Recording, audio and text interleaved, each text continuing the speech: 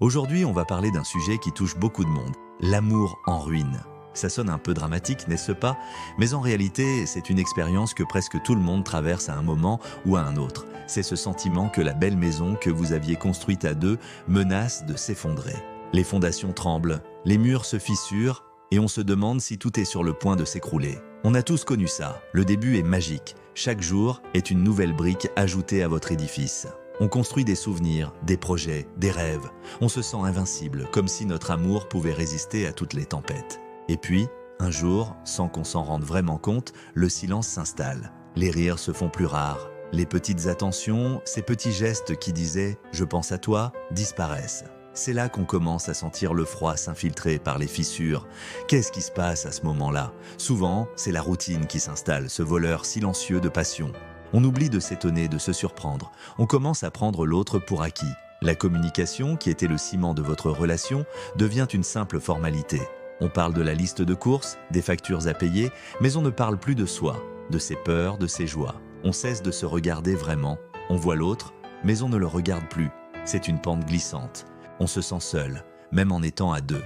L'incompréhension grandit et chaque petite dispute prend des proportions énormes. C'est comme si chaque mot était une pierre jetée contre des murs déjà fragilisés.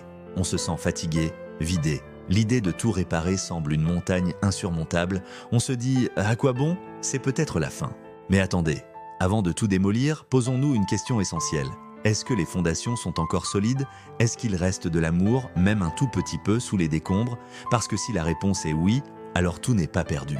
Une maison en ruine, on peut la reconstruire. Parfois, on peut même la rendre plus belle et plus solide qu'avant. La première étape, c'est d'arrêter de jeter des pierres et de commencer à parler. Mais parler vraiment. Pas pour accuser, pas pour se défendre, mais pour comprendre. Comment te sens-tu? De quoi as-tu peur? Qu'est-ce qui te manque? Ce sont des questions simples, mais incroyablement puissantes. Il faut du courage pour être vulnérable, pour ouvrir son cœur et dire « j'ai mal et j'ai besoin de toi pour qu'on répare ça ensemble ». Ensuite, il faut agir, recommencer à poser des briques, une par une. Un dîner surprise, une promenade main dans la main, un compliment inattendu. Il s'agit de réapprendre à se séduire, à se choisir chaque jour. Ce n'est pas facile, ça demande des efforts des deux côtés. C'est un vrai travail de rénovation. Parfois, on a besoin d'un architecte, d'un médiateur, d'un thérapeute de couple pour nous guider. Il n'y a aucune honte à demander de l'aide. Au contraire, c'est une preuve de maturité et d'engagement. Voir son amour en ruine, c'est une épreuve terrible. Mais c'est aussi une opportunité. L'opportunité de reconstruire quelque chose de plus authentique, basé non plus sur l'illusion des débuts, mais sur une connaissance profonde et une acceptation de l'autre, avec ses forces et ses faiblesses. C'est l'occasion de passer d'un amour passionné à un amour conscient et solide. Alors,